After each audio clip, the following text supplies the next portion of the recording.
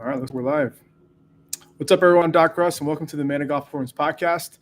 This podcast comes to you live every Tuesday, where we answer your questions about golf performance and how we can help be a resource for you on your golf journey. So we've been covering a lot of different topics, which has been great to kind of see. I think there's been a lot of different questions that a lot of our golfers and our audience have been asking, which we truly appreciate. We're going to keep answering these questions. I think what's really important for us is, again, when we talk about golf performance, there's so many things that we can cover. But I think what people really want to kind of hear is, what are the things that we really need to truly kind of focus on? How can we, quote unquote, cut the fat, get right to the point, so that the things that we're working on are going to translate to your golf game almost immediately, right? So let's get right into it. So the first question I got that I want to answer today is, what specific things would you focus on when it comes to training specifically for golf in the gym?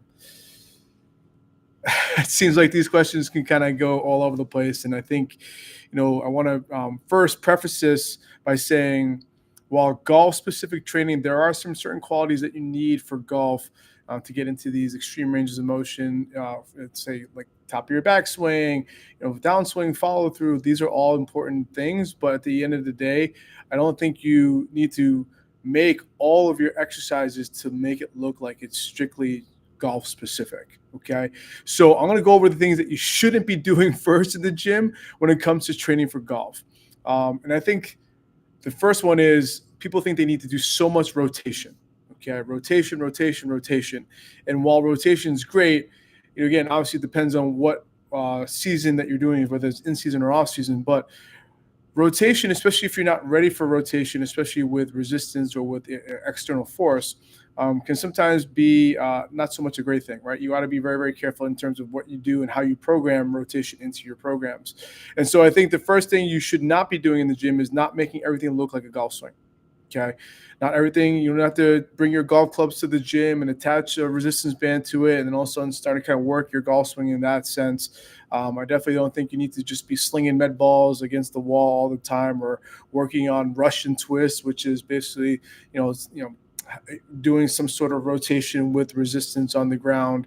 I think while that's all great, and I know that's very well rooted into golf fitness or what people think golf fitness is, I don't think you necessarily need to kind of go that route all the time. There's a lot of transferability to your golf game by just getting stronger, faster, more powerful, and that will do wonders for your golf game. I think the important part is, it really needs to make sure that when you do it, you got to do it consistently, and you got to do it and build enough time based on what's your training level, right? If your training level is relatively new, then those gains might happen pretty fast for you. If your training level is relatively high, you might need to be a little more specific and really kind of tinker with some different things to make sure it's specific to you and make sure that it's going to work for you. So I will say the things you shouldn't be doing in the gym are having things look exactly like the golf swing.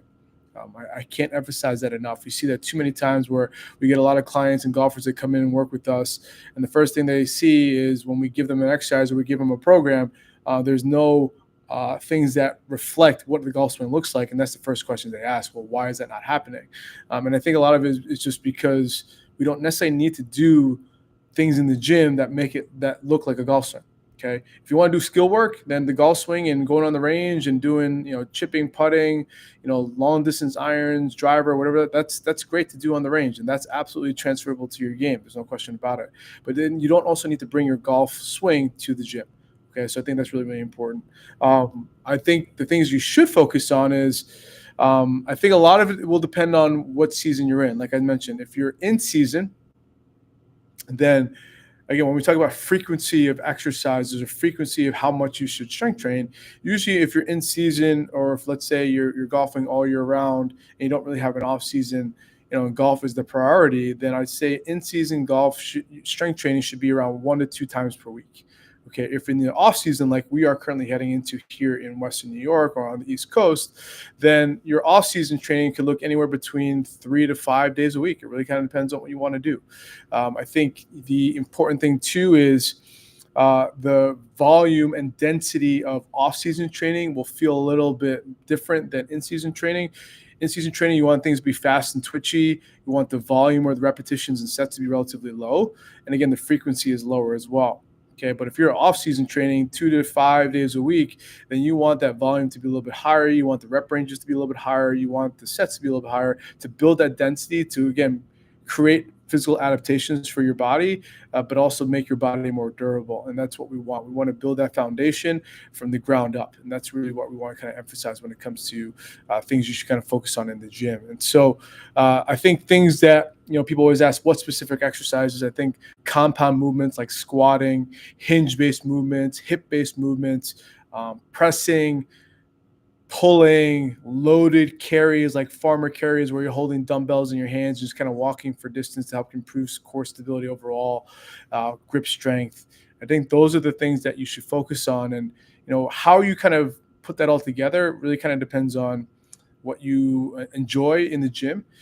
There's a lot of different ways to skin a cat when it comes to programming, and not every program is going to look the same. And a lot of programs are going to look much different based on what you feel is going to be most beneficial for you. And then there's people that have had injury histories that we need to consider as well. And so I think if you just focus on the basics, squatting, hinging, pushing, pulling, loaded carries, incorporating some core work, some basic conditioning, that'll go a long way in helping that stuff transfer to your golf game. I really do believe that. And a lot of the research that we have shows that when we do a lot of the basic stuff consistently over weeks, months, sometimes years, that goes a long way in helping your body become more durable to combat the stresses of the golf swing.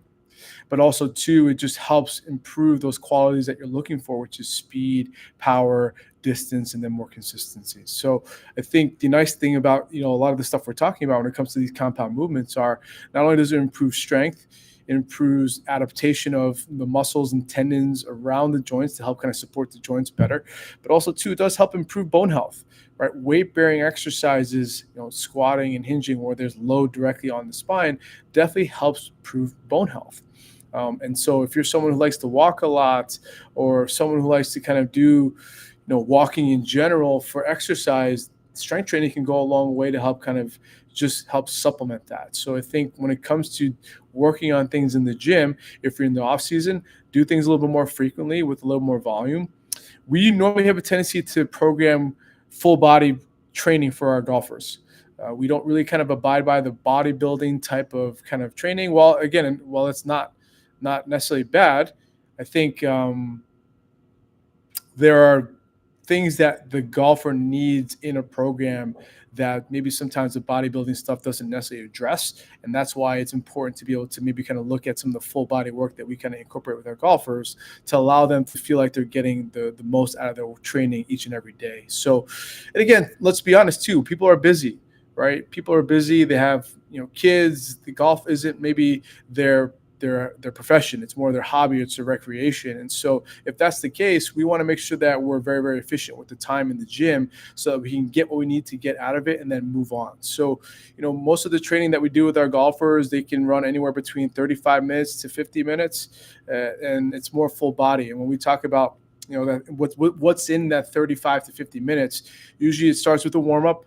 And again, what we talked about even on last week's episode, the warm-up should be more dynamic. You want to get your heart rate up. You want to get the tissue temperature up to make that tissue more readily able to handle the stresses of strength training. And then from there, you go from your dynamic warm-up into, let's say, any power or speed work that you're going to do. And then get into the meat and potatoes of some of the strength training, and then the conditioning goes at the end, right? And so when it comes to that strength training block, normally we have, let's say, circuit training, right? We have, let's say, a group of 3 exercises, and we run through those 3 exercises, for about 3 or 4 sets. And again, the repetitions can be anywhere between 6 to 12, 6 to 15 reps, depending on what the intent is and depending on what we're trying to do. And so, I think, you can put a program together, and if you kind of base it around that loose kind of skeletons that we kind of discussed there when we're doing a dynamic warm-up, we're doing some power work, we're doing some strength work, and then we're doing some conditioning if you have time at the end. I think that's going to be a really, really great way to kind of just work on your strength training. I think that's going to be a great way to work on your off-season program. I think that program, again, how you get there and what you do isn't overly important. You just got to be mindful of any any nagging aches or pains that you might be having that you want to try and make sure you kind of either address or steer clear of, depending on how significant it is, but also too just the consistency that you're doing it at, right? So, again, 1 week, 4 weeks of a training program is great, but can you then maintain that over the course of the off season for us, which is like 4, 5, 6 months, right? And so those are the things that we want to make sure that we emphasize, in that, yes, the training that you do, and again, even if you want to do, let's say, a bodybuilding split where you're doing chest, and then let's say you're doing back and shoulders, or you're doing just legs, or doing arm work, that can still be beneficial for golfers. I just think that a lot of times when you go that route, there are missing things in those programs that golfers specifically need that we try and address with the program that we put together for them. So I think the things that you shouldn't do are make everything look like a golf swing in the gym. And the things that you should do is be consistent, focus on the basics. The compound movements definitely do work, and just be mindful as to what season you're in. Are you in season or off season? If you're in season, reduce the frequency, reduce the volume, but increase the intensity. And then if you're off season, right, the intensity doesn't need to be overly high, but just improve the density and the frequency that you're working out, and do it consistently. So that's what I would suggest when it comes to things you should focus on specifically for golf in the gym. Okay, not everything in the gym has to look like a golf swing. Okay, that's not the intent. The intent of the gym is to make sure you can kind of work on some qualities to improve mobility, improve strength, improve, let's say, flexibility if you want to improve whatever you need to improve upon to help then have it translate to your golf swing. So that's where I would start. Okay, secondly, the second question I got is, do you do video analysis of your golfers? And if so, what are you specifically looking at when doing it? So we do 2D video analysis. So we'll take our camera or take our phone and we'll look at our golfers' swings when we're going through their physical assessment, right? So our golf performance assessment, we take them through a physical screen, we take them through club head speed, we'll take them through some power testing, and then we'll look at their swing at the end and take some videos to get an idea as to what's going on. And so again, we look at 2D video a little differently than, let's say, a swing coach looks at it. We look at it more from the physical aspects of it, and we get an idea as to, are there any swing characteristics that are occurring that are contributing to a person's discomfort if they're coming in for, let's say, rehab, or if they're coming in specifically just for training or performance-based kind of goals. So, what we'll look at from a video analysis is we'll look at down the line. So looking straight down at your golf swing from behind you, we'll look at it on face on, and then we'll also look at from behind the golfer to, again, just look at some of those swing characteristics to get an idea as to, is there anything that they have a tendency to default to? Are there anything that they're doing that could be contributing to the discomfort or some of the misses that they're experiencing? And then ultimately, too, we're looking at our 2D video analysis to get an idea as to, are they able to maintain posture throughout the backswing and impact? And are they slotting the club properly, right? Those are the things that we look at from a video analysis standpoint. So we'll take the videos, and then from there, we'll draw some plot lines on the videos. We'll look at posture lines. We'll look at club slot lines to see, again, if they're not maintaining posture, is that why maybe their club is either flattening out too much, or are they coming too steep and over the top? And those are the things that we'll have conversations about, and then we'll put those all together to either match up the physical screen and saying, hey, listen, you're missing rotation X, Y, or Z here, and that's expressing itself in the golf swing when you try and do this move on your downswing, or when you try and transition from the top of your backswing to impact. So those are the things that we look at from a video analysis standpoint. We can get really, really deep in the weeds if we wanted to. We can look at hinging of the wrists and all these different things. But again, we look at it more from a physical aspect. Look and see if people are coming in with certain injuries or things that they're recovering from. And then if they're working with a swing coach, we'll send those videos over to the swing coach so that they can see it, get an idea as to what we're looking at and what we want to work on, so that hopefully when they work with their swing coach, it's a lot more beneficial. So, I think, too, we do have access to 3D motion capture, and things a little different. So our 3D motion capture, it's 4 sensors. It's a sensor on the thorax, the sensor on the pelvis, sensor on the lead shoulder, and then the sensor on the golf club. And we're using that mainly for sequencing, kinematic sequencing. And then ultimately, too, we're looking at rotational acceleration, right? What speeds is the pelvis, thorax, shoulder, and club moving at? And are they in line with what we should see from some of the data that we've collected and some of the research that's been available to us. So 3D motion capture is something that we definitely do use. But again, at the very, very basis of what we do is we'll look at just basic video analysis first. And then from there, if you want to add in the 3D motion capture, you can add it in later. But I think the things that we are really, really looking at is, are there certain tendencies that golfers have a tendency to either experience when they're swinging, or are they displaying often or frequently that could be contributing to either the discomfort they're experiencing or the misses that they're currently seeing when they actually play golf. I think 2D video analysis can be really, really beneficial. It can be very, very simple and basic to just get ideas of, hey, feedback as to what you should do. And a lot of times we won't give feedback until we're done doing the analysis.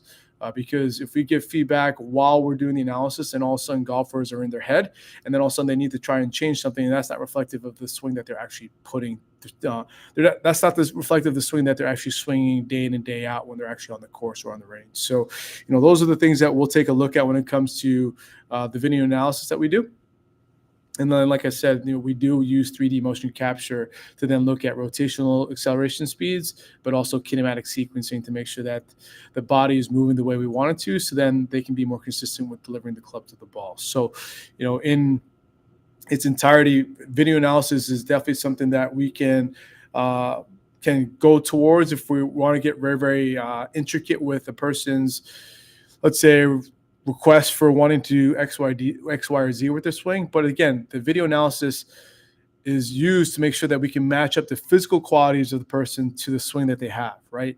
Not vice versa, right? We don't want to match up a swing based on what they can't do physically. We need to make sure they can move physically the way we want them to. And then from there, make sure we can then build a swing around that to make it comfortable for them, and then have them hopefully be more consistent on the course. So that's what we do with our video analysis.